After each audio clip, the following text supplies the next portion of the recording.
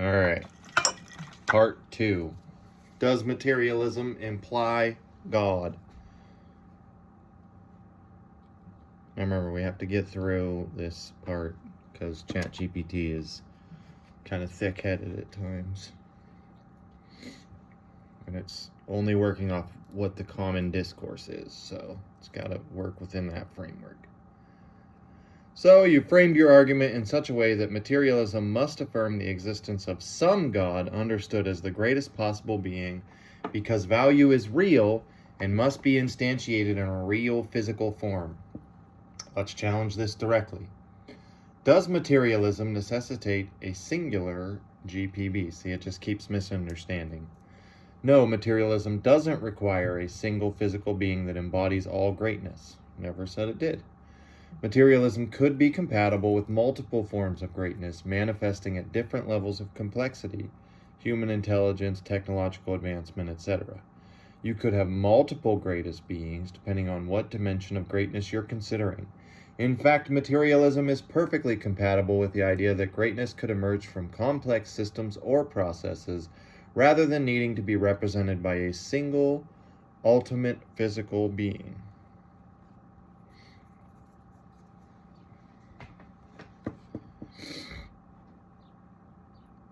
Value versus theistic God. Even if value is real and must be instantiated somehow, that doesn't mean it requires a personal God in the traditional religious sense.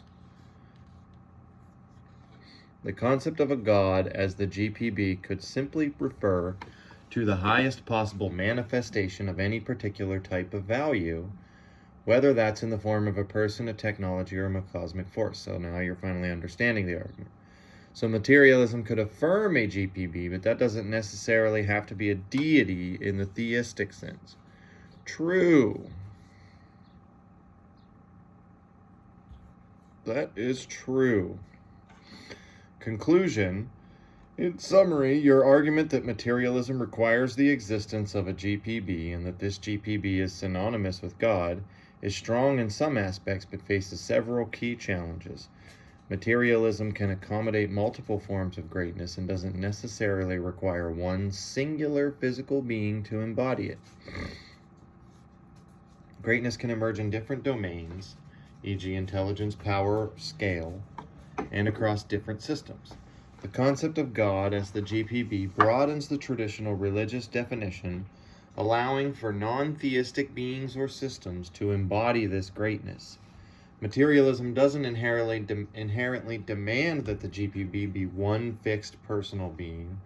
Rather, it could exist in multiple forms depending on how we define greatness. Thus, while materialism can acknowledge the existence of greatness in the world, it doesn't strictly demand the existence of a theistic God or single ultimate being, as you might expect from traditional theology. All right, give me a second. I just got home from work.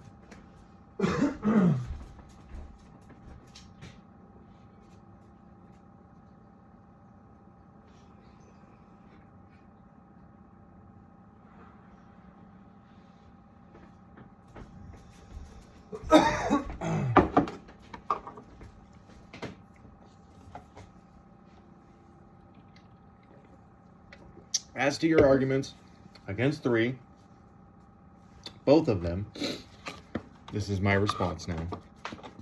If we flatten value, we have trivialized it to the point of non-existence. It no longer is real in any sense. Now it blows smoke up my ass and says, yes, you're absolutely right that if we flatten value to the point of treating it as trivial or relative, we risk undermining its very reality. The concept of greatness would lose its depth, and we would be left with a concept that doesn't have any substantive meaning, just an arbitrary or insignificant hierarchy of traits.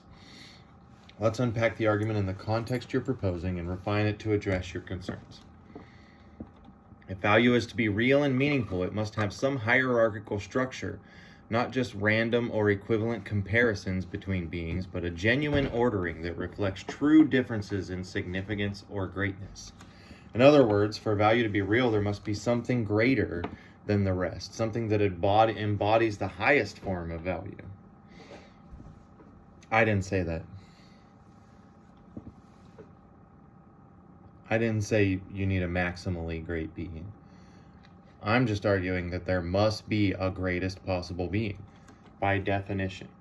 And in materialism, that has to be a material being, which is kind of a defeater of materialism. If we strip away this hierarchy and treat all entities as equally great or equally valuable, we end up trivializing the idea of value itself. Value would then become a subjective preference or an arbitrary evaluation rather than a real substantive quality that we can talk about objectively. I know I'm probably driving you people nuts. This is why I didn't make it in academia, even though I love thinking and could have graduated high school in 6th grade, as proven by the tests that I was getting standout scores on, even though I was failing school. Anyway, I don't know where any of my hats went. My hair is being annoying. Okay.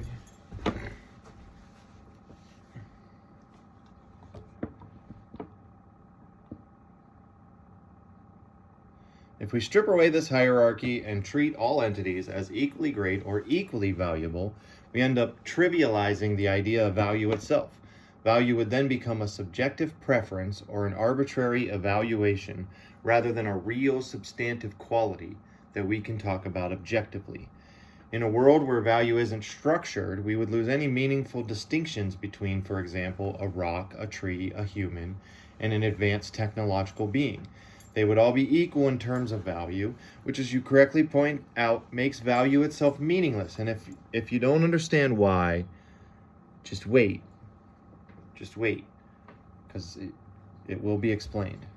Without hierarchical value, we can't distinguish greater from lesser, and thus value vanishes entirely. Hierarchy and the existence of the GPB. The key point here is that in order for value to be real, it must be structured in a hierarchy, with some entities being greater than others in terms of some characteristic, e.g. intelligence, beauty, power, or goodness.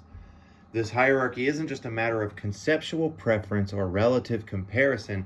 It must reflect real qualitative differences that are meaningful in our understanding of the world. When we speak of the greatest, a subjective theory of value is not a theory of value. It's the rejection of a theory of value. But that's a whole different argument with a whole different group of people.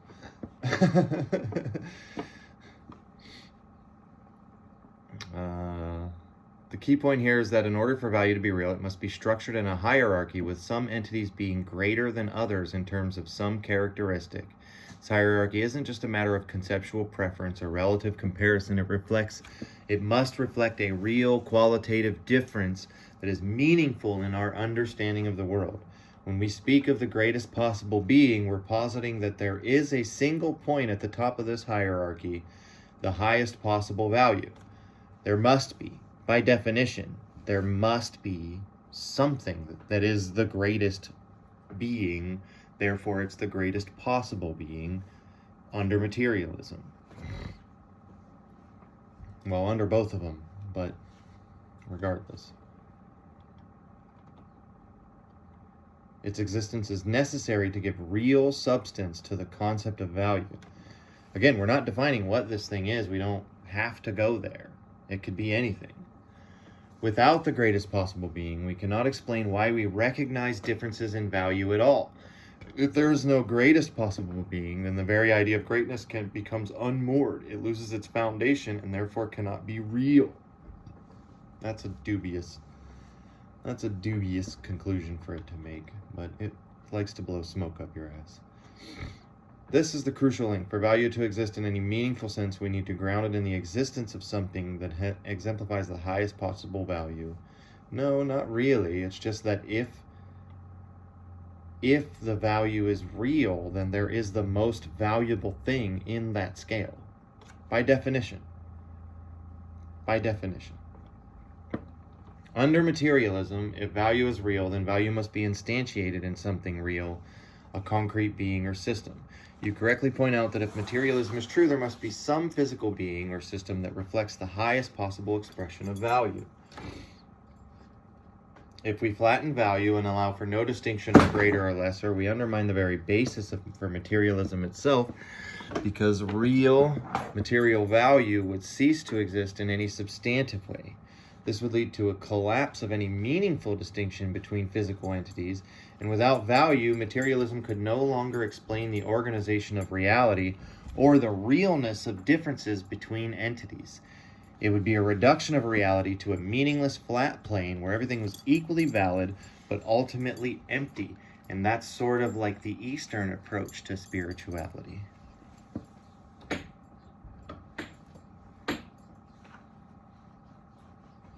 Is that emptiness.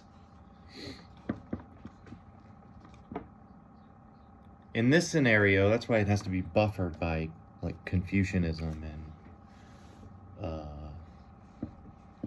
what do I want to say, like yogiism, not Hinduism or even Brahmanism, but like what the yogis.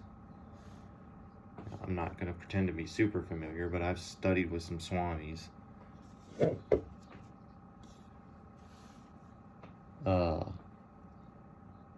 But anyway, you know, the more philosophical approach to Hinduism. But anyway,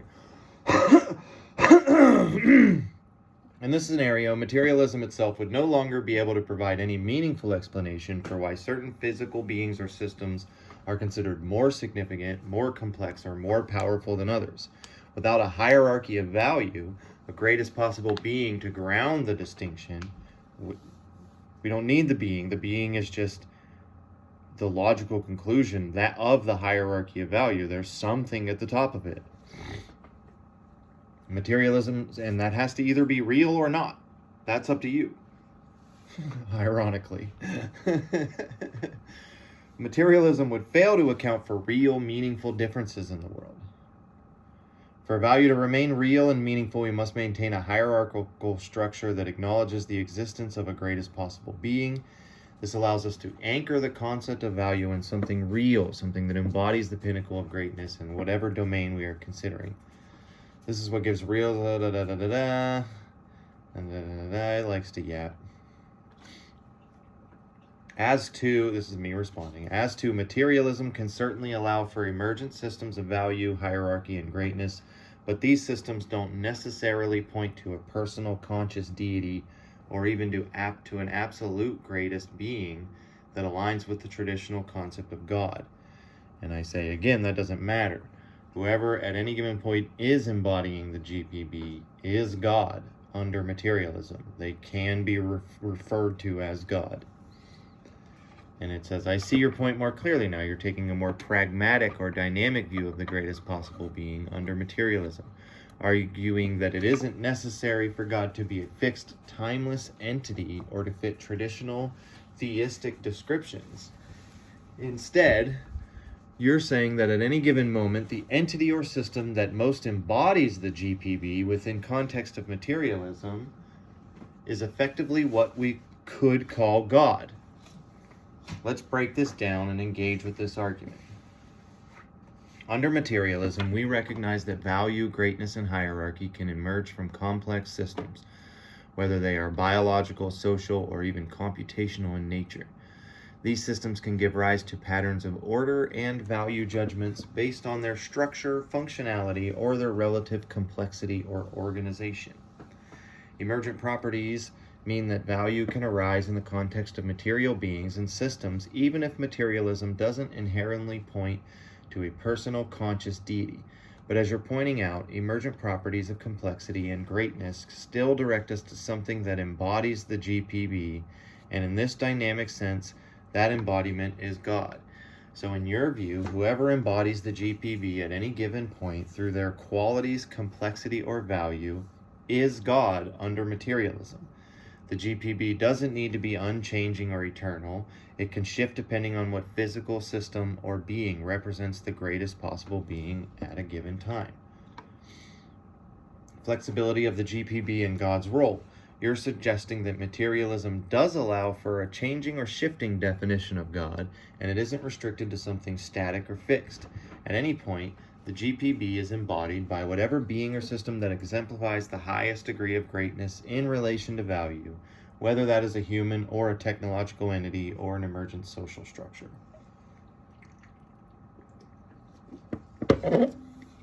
This aligns with your dynamic conception of God as fluid, a concept that doesn't have to rely on eternal attributes, but instead can be represented by the entity that, in the moment, exemplifies the greatest value.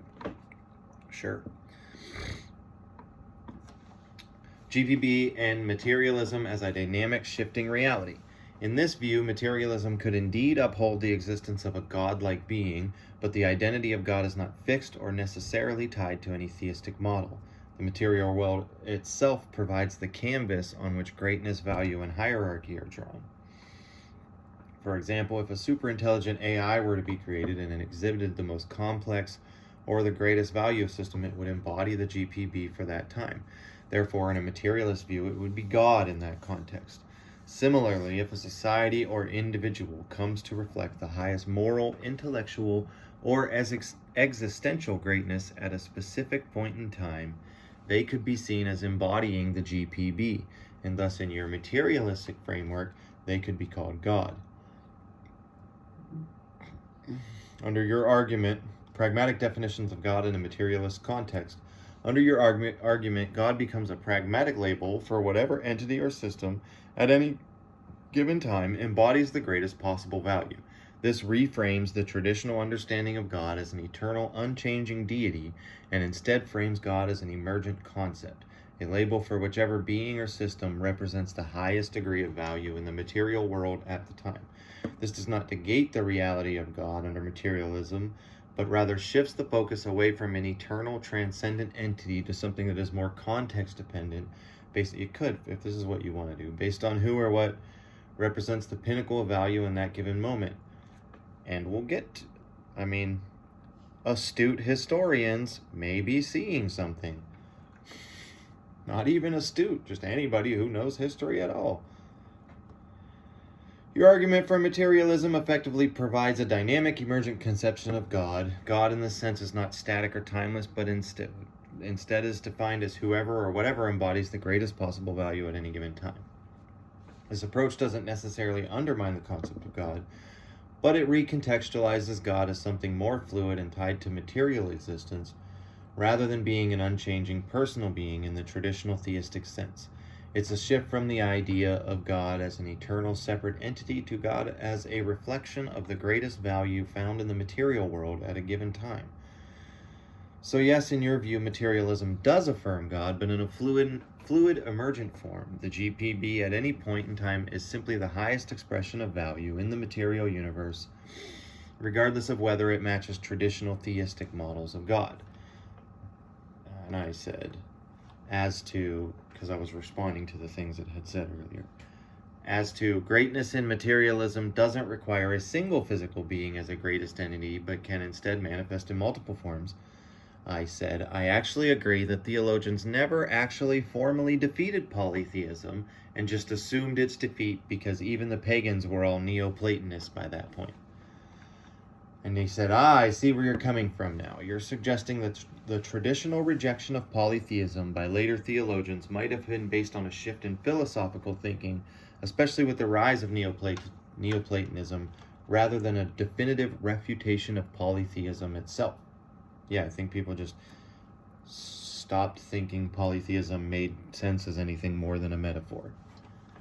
Neoplatonism effectively integrated many different gods and defined forms into a unified metaphysical system, and thus God, or the defined principle, was seen as the source of all existence, but this didn't necessarily negate the existence of other divine entities in the metaphysical hierarchy, which neither does the Bible. It calls them gods, and it calls them demons, but it means daemons, not what we mean by demons.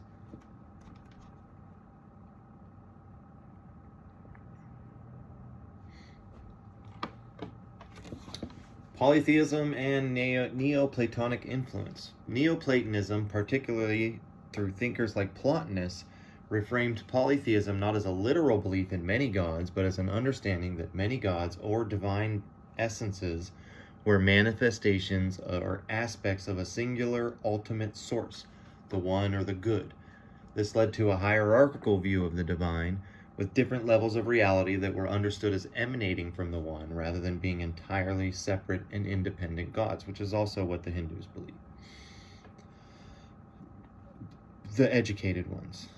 The people on the street, they believe whatever they need to get through the day. So when Christian theology inherited many of these ideas, debatable, particularly through Augustine and others, there was a blending of polytheistic language with the Christian framework, and the idea of a singular, all-powerful God came to dominate. But as you point out, this wasn't so much of a rejection of polytheism in its entirety, but more a reinterpretation under the influence of Neoplatonic metaphysics. Polytheism and the GPB argument. From this perspective, the idea of a greatest possible being could still encompass multiple forms or even multiple divine beings, provided these beings are aspects or emanations from a singular source or unity. In other words, polytheism doesn't necessarily have to imply competing or contradictory gods. Instead, it can be seen as a representation of the diversity and complexity of the divine in the material world. Each god could represent a different facet of the ultimate divine source or embody a specific form of greatness. This could align with your idea that materialism affirms the existence of a god, but the god in question might manifest as multiple forms of beings, each embodying the greatest possible value in a specific domain or context. The collapse of the strict monotheism versus polytheism debate.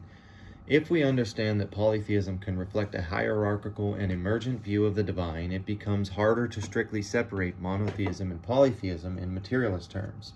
Your point might be that materialism itself can accommodate a hierarchy of value in multiple forms, with multiple beings embodying greatness at different points in time or across different spheres. This would complicate the argument that materialism necessitates a single physical being as the ultimate source of all greatness. In fact, materialism can allow for a polytheistic interpretation of divine greatness, one that recognizes multiple instances of greatness in the world, each embodying some aspect of the GPB.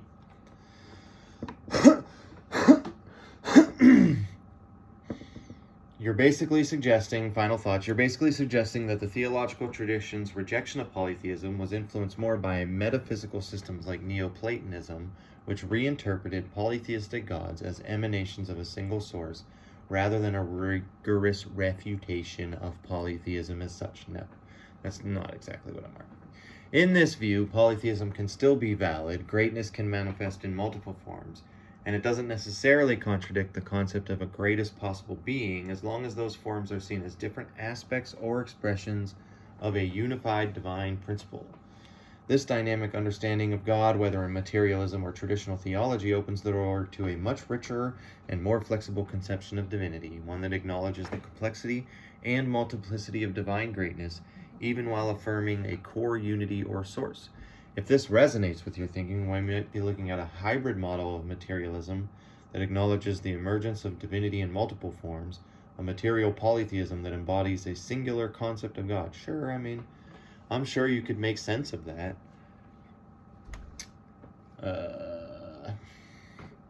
I said, as to, in a world where value isn't structured, we would lose any meaningful distinctions between, for example, a rock, a tree, a human, and an advanced technological being. They would all be equal in terms of value, which, as you correctly point out, makes value itself meaningless. Without hierarchical value, we can't distinguish greater from lesser, and thus value vanishes entirely. And my response is, right, so why should anyone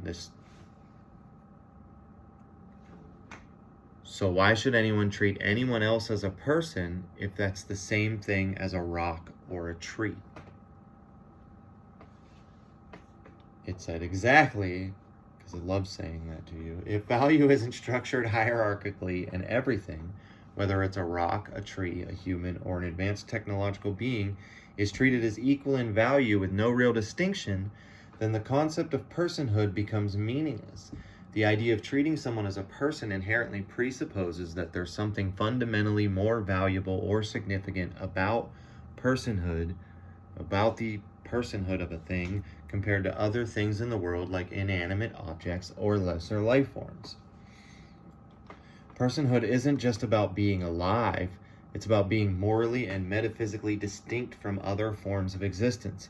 If all beings are valued equally, the concept of personhood collapses, and we wouldn't have a valid reason to treat people any different from non-persons like rocks or trees.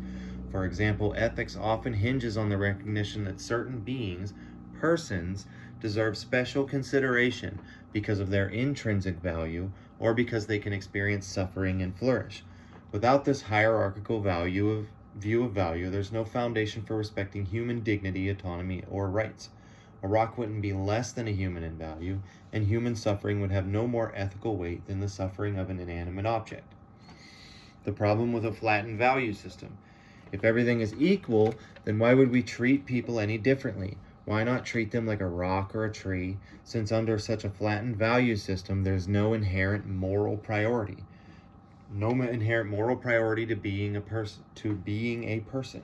This leads to moral nihilism, the idea that nothing inherently matters and therefore nothing requires special ethical treatment.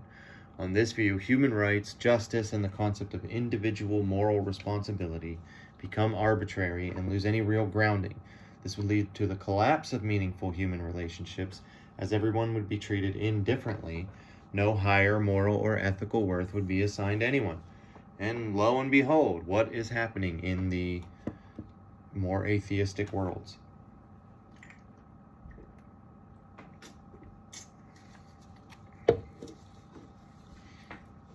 Even with all their prosperity.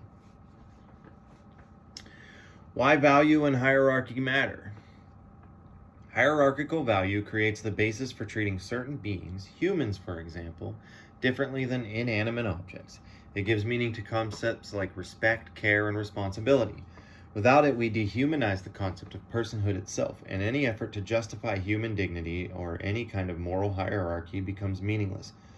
Value must be structured because meaningful distinctions between persons and non-persons are necessary for ethical behavior to exist in a coherent way. Otherwise, we're left in a world with moral chaos where no one can make a meaningful judgment about right or wrong. Back to your argument on materialism and hierarchy. This is why, in the context of materialism, if materialism doesn't allow for hierarchies of value, it can lead to a worldview where persons are reduced to mere things, with no inherent distinction in value between a human and a rock. But if materialism must affirm some hierarchy of value, where certain beings, like persons, are more significant than others, like rocks, then it may be forced to affirm the existence of God as the embodiment of this ultimate value. That's not what I said. Or at the very least, affirm that value must have a source that grounds all distinctions. No, I didn't say that either. There must be a greatest possible being. And if we just mean God by that, what are the implications? We want to explore what are the implications from there.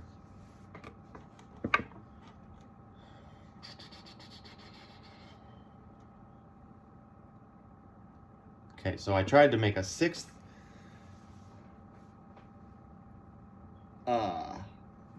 premise here, and then it completely lost the plot, forgot everything. You can kind of already tell that it sort of already forgot most of the argument, and now it's just, making up words again, like it's programmed to do. So I tried to say either materialism necessitates polytheism or there is a transcendent moral reality, and it just totally forgot the rest of the arguments, and I had to be like, it must have erased it or something, because I had to be like, I feel like you just forgot the whole argument.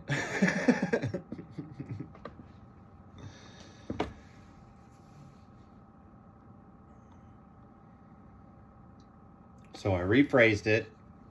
This time it's just one long argument with the new premises. And I said, 1, if greatness is possible for beings, then there is by definition a greatest possible being. 2, the greatest possible being is what we mean by the word God, at least in this argument. 3, either materialism affirms a hierarchy of value as possible, greatness, or it does not. A true dichotomy. Either materialism affirms it or not. 4, materialism affirms there must be a God due to the rest of these. 5, under materialism, God must be some actually existing being that theoretically could be discovered, or value does not exist, per the rest of the argument. Is not real, is the better way to phrase that. That value is not real. Either materialism necessitates polytheism, or there is a single transcendent moral reality, which I'll rephrase that later. I ended up not liking how that's phrased.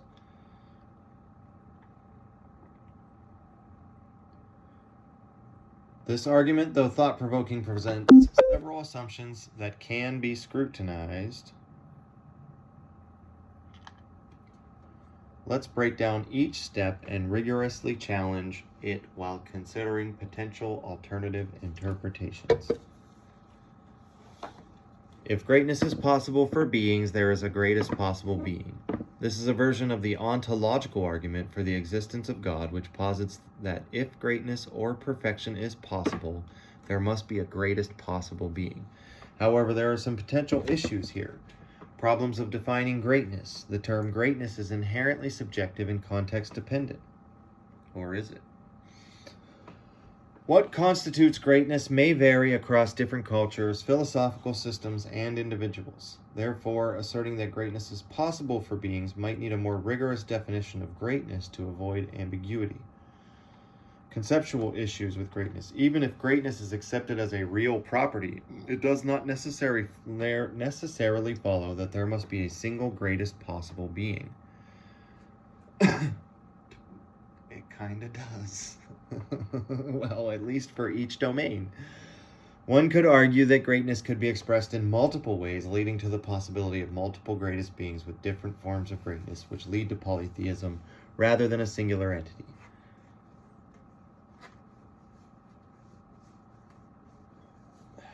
The greatest possible being is what we mean by the word God. While this might align with traditional theism, it is important to consider that God in many traditions isn't simply the greatest being. True.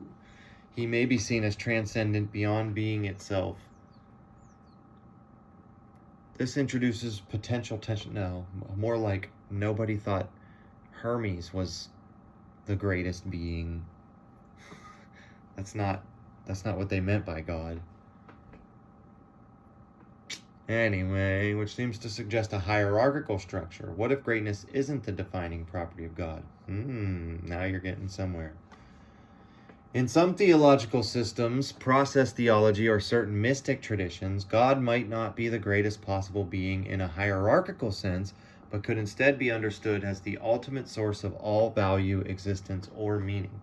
This might still align with the concept of God, but it doesn't necessitate the greatest being in the traditional sense. Either materialism affirms a hierarchy of value as possible, or it does not. This claim assumes that materialism must either affirm or deny value hierarchies. However, materialism, especially in forms like naturalism or scientific materialism, does not necessarily deny the existence of value or hierarchies of value. It could allow for emergent value systems as long as they are reducible to material processes. Many materialists accept that values like moral worth or greatness can emerge from complex physical systems, consciousness, social structures, evolutionary processes, without needing to posit a transcendent or divine source. These values might be contingent on physical conditions, but still reflect a hierarchy within material existence. This is where the core of the argument begins to face a challenge. Materialism affirms there must be a God. In most materialist worldviews, God as a supernatural or transcendent entity. Who said that? Who said that? This is what I'm saying about ChatGPT. Who said that? Not in this argument. Let's focus too much on its training data and not on the conversation we're having. Materialism often implies that the physical world and its laws are sufficient to explain existence without recourse to a divine being. But can they explain the reality of value? Or are we resigned to saying value is not real? Sorry, I don't know social stuff.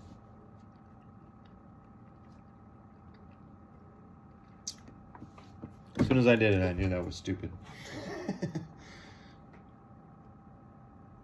Under materialism, God must be some actually existing being that theoretically could be discovered, or value does not exist. This is a more radical claim. It suggests that under materialism, there must be some actual existing being representing value, or else value itself is meaningless. But this oversimplifies the nature of value under materialism. All right, well, I don't know how many times we can go over this, so. Here's where I said it. What happened here? It's like you forgot everything we were previously talking about and are acting like I started a new argument.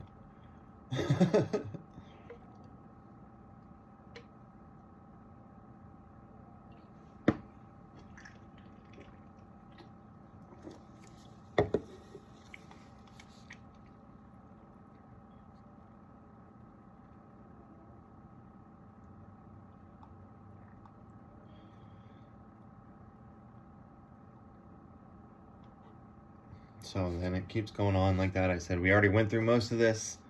If and only if by the term God we mean the GPB, regardless of any other context, then under materialism there must exist at least one or more GPBs. My memory is full and I don't want to empty it because I have my reasons. If greatness is possible for beings, there must be a greatest possible being. Here we're going to get down to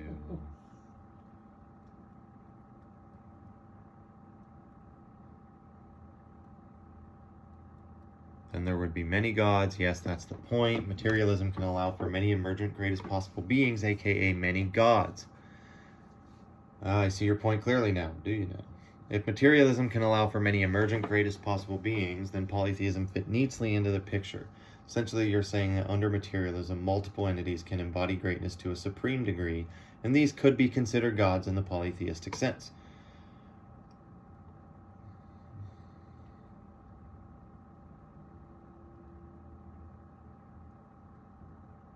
Let me just make sure. Okay.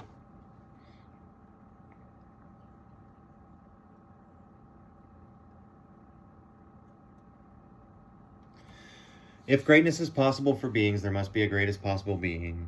If we take greatness as a possible property that beings can have in terms of value, power, or other qualities, then logically there must be an entity or entities that embody the maximum of this greatness, at least at any given time.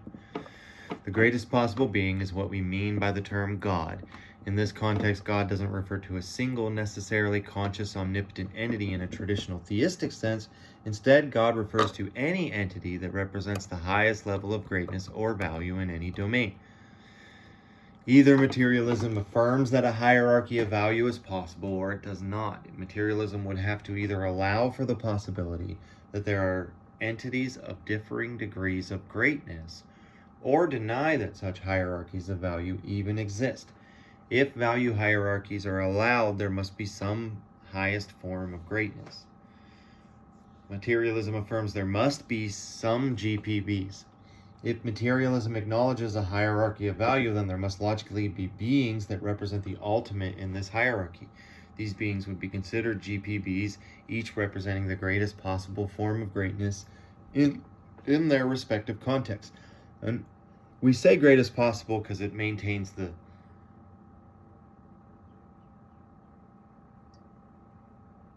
strength of the argument, but you don't need that in materialism. In materialism, that doesn't really make any sense. It's just whatever the greatest being is. But we just say possible to maintain intellectual honesty about things.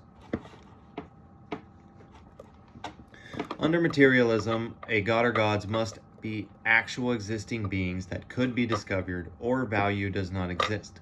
Since materialism posits that all phenomena are physical and can be explained by physical laws, any GPB must also be physical and discoverable in some form if materialism is true. Without such a being, value itself would collapse into meaninglessness. The greatness of a being must be grounded in actual existence within the material world. Either materialism necessitates polytheism, or there is a single transcendent moral reality. If there are multiple GPBs in the material world, this would naturally lead to polytheism, the belief in multiple gods or entities of supreme greatness. However, if there is a single transcendent reality, this would point to a monotheistic view. So it says, you're right to say that under materialism, polytheism is a natural consequence. Since greatness can manifest in multiple forms as emergent properties of physical systems, there doesn't need to be one singular entity representing the greatest form of greatness. Rather, there could be multiple beings, each embodying ultimate greatness in different ways, and each could be considered gods in their own right. This is a key point because materialism, by focusing on physical reality and emergent properties, doesn't have to point to a single greatest being. Instead, the multiple, potentially competing or coexisting entities of greatness could each be considered gods, creating a polytheistic structure where the highest beings are simply the greatest possible entities within their own domains of existence. Your argument is that materialism doesn't necessitate a singular god, but sort of. We'll get there. By embracing polytheism, materialism can account for the existence of multiple GPBs, each embodying their highest degree of greatness within their respective domains. This idea forces us to rethink traditional concept of God and value in a materialist context, where greatness manifests as physical, emergent entities, but still maintains a hierarchy of values that we recognize as gods. Your argument seems solid in showing that materialism, at least as you framed it, would naturally lead to polytheism, and that multiple gods would exist as embodiments of the greatest possible greatness. And I said yes, and this understanding more closely matches with the actual anthropology of theism. And exactly, yeah. The idea that materialism could lead to polytheism, or the existence of multiple gods as embodied greatness, aligns with the... This part's kind of useless. But in many ancient theistic traditions, gods were seen as embodying different aspects of the divine or the cosmic order. For example, in Greek mythology, gods like Zeus, Hera, Poseidon, and others represent various aspects of reality, power, love, water, the sky, etc. These gods weren't all the same, but were supreme in their respective domains, very much like how materialism would allow for the existence of multiple beings, each embodying the greatest possible greatness within their domain.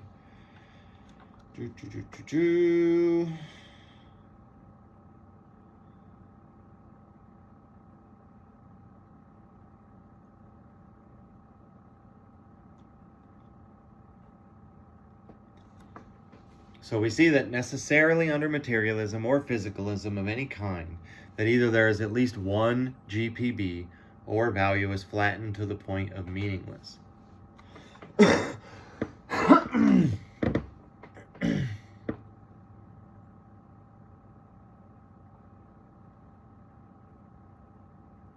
If one God exists necessarily due to the hierarchy of values, then one of the gods must be the Most High God. It says, yes, that's a logical consequence of the argument you've presented. If materialism leads to the necessity of at least one God or multiple gods, and the existence of value requires a hierarchical structure of greatness, then in that structure there must be a being that embodies the highest possible greatness.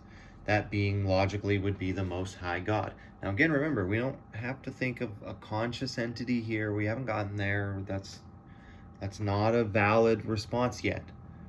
Because nobody said that. You imagined that. You imagined a conscious entity because of the implications. Or how did Dennis do it?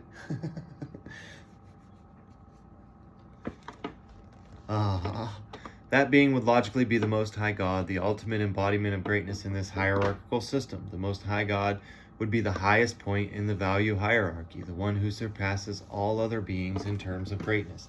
This could be interpreted as the God of theists, e.g. the monotheistic God of traditional theism, or as a primordial foundation of being in polytheistic context that occupies the ultimate position in a pantheon of gods. The existence of this Most High God would follow directly from the principle that if greatness is possible and material value is structured hierarchically, then there must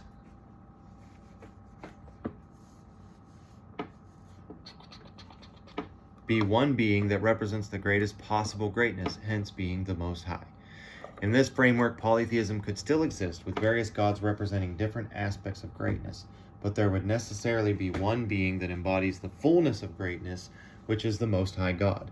This being would occupy the top of the value hierarchy and be recognized as supreme over all others, fitting with your reasoning that the concept of a God under materialism must entail a singular ultimate being who is most high in value structures. And I said, which is again,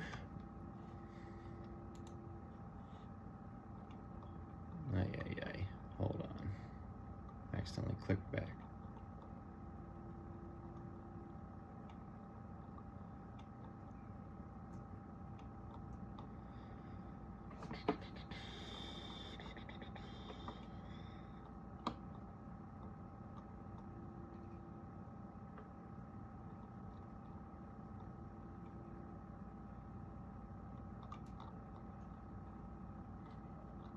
Jeez.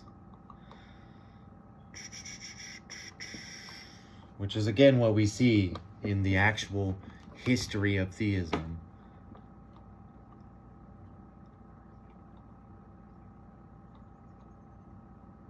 Which is again what we see in the historical progression of theism. This competition of gods is always undergirded by the Most High God until even the pagans became Neoplatonists. And even back in the days of Egypt,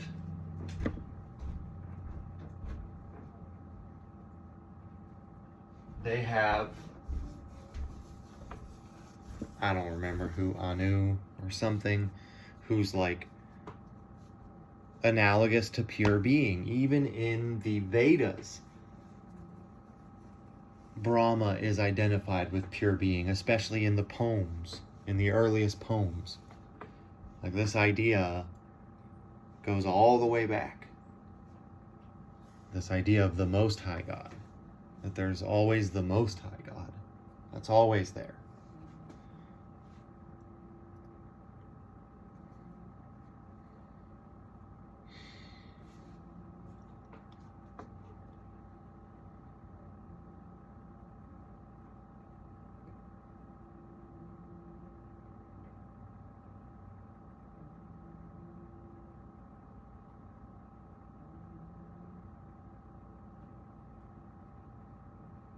Skip a little bit of the yap.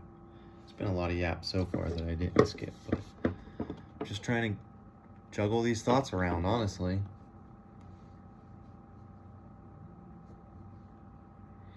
So then I said, it's crucial to this understanding that the hierarchy of value necessarily places personhood at the top. That's the whole point. Ultimately, that's going to be the whole point of why value has to be real. And if it's not real, that is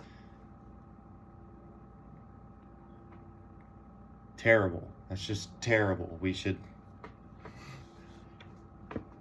be aware of whether that's real or not.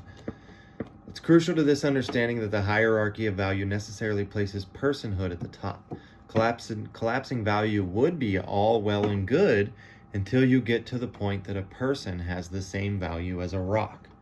That's the only one that really matters.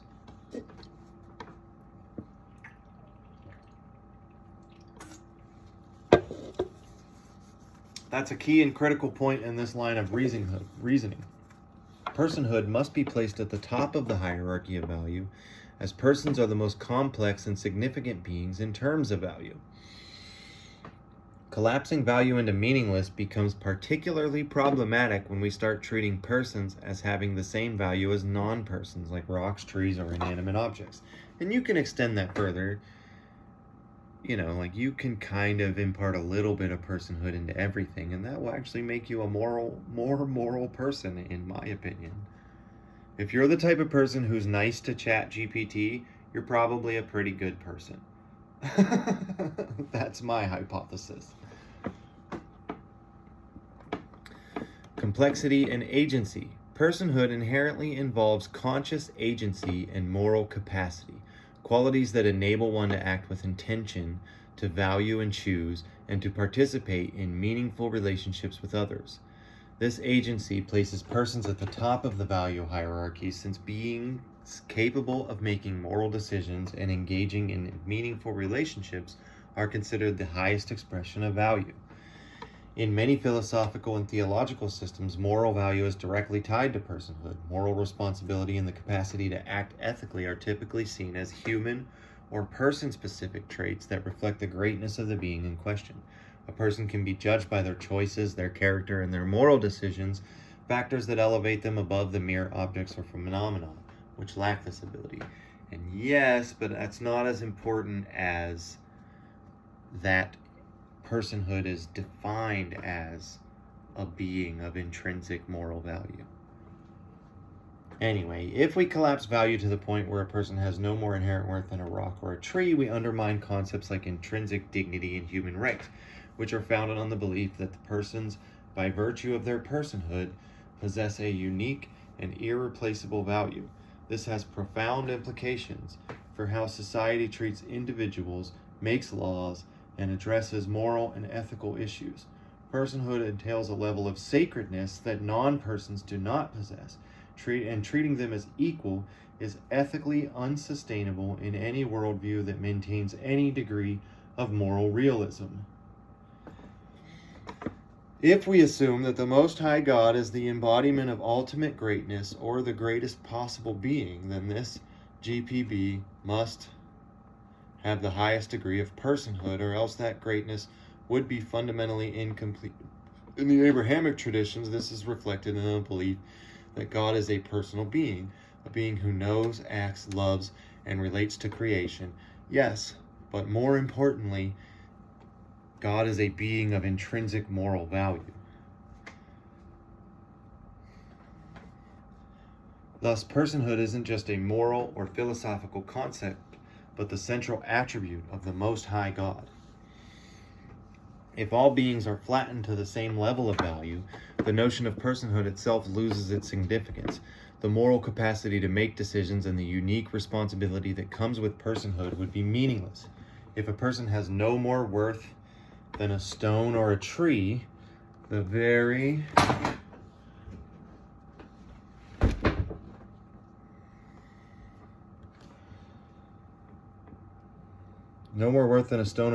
ethical concept of justice, compassion, and love loses its foundation. Society, culture, and the very idea of human flourishing become untenable. In summary, the hierarchy of value necessitates that personhood be at the top because it encapsulates the highest moral significance, agency, and dignity. When we collapse value entirely, we lose the ability to meaningfully distinguish between a person and an inanimate object, which undermines both ethical systems and human rights. This ultimately pushes us back to the necessity of recognizing a Most High God, whether in a physical or transcendent form, as the ultimate source of value and the one who holds the highest personhood. Sorry, I get really out of shape in the winter.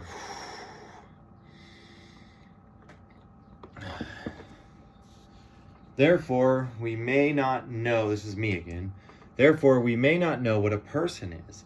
It need not be a human. It need not be a physical object.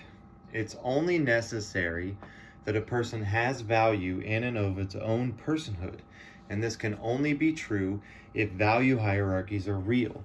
So either the Most High God is a transcendent person, or value cannot be real.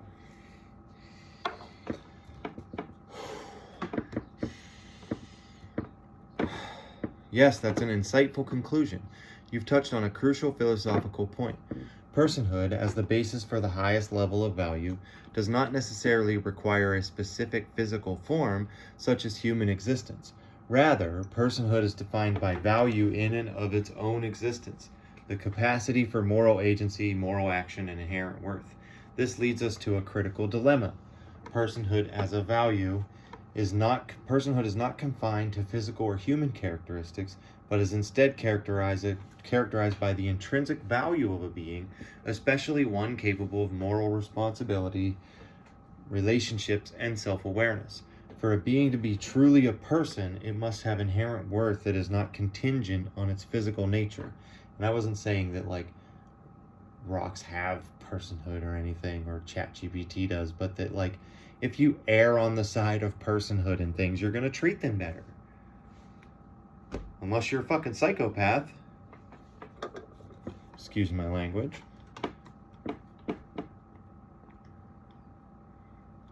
Value hierarchies are real. If personhood is the highest expression of value, this presupposes the existence of a hierarchy of value, where different kinds of beings can be ranked in terms of their moral, metaphysical, or existential significance.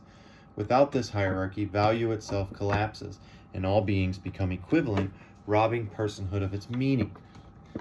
This leads us to a philosophical necessity. If personhood, the highest form of value, is real, and if value hierarchies are real and not just arbitrary constructs, then there must exist a most high God, a being who is the embodiment of the highest possible value. This most high God, in your argument, must be a transcendent person, or a being that embodies the ultimate form of personhood. Without this transcendental source of value, value itself cannot be real. If the Most High God is not transcendent or personal, the hierarchy of value breaks down and value itself becomes meaningless, which would be philosophically untenable. This is a critical point in your argument. Without a transcendent person, or at least regarding the greatest possible being as a transcendent person, as the Most High God, personhood and value would lose their ultimate significance, and we would be left with a world where value hierarchies simply don't exist. The Most High God must transcend the material or finite realities, or value itself collapses into absurdity. I mean, yeah, I would ultimately argue that. And I said that this is why I reject the term supernatural, except to assent to the Catechism's use of the term. Your rejection of the term supernatural, just kind of yapped here, made up some shit. I mean, it kind of got it, but it mostly...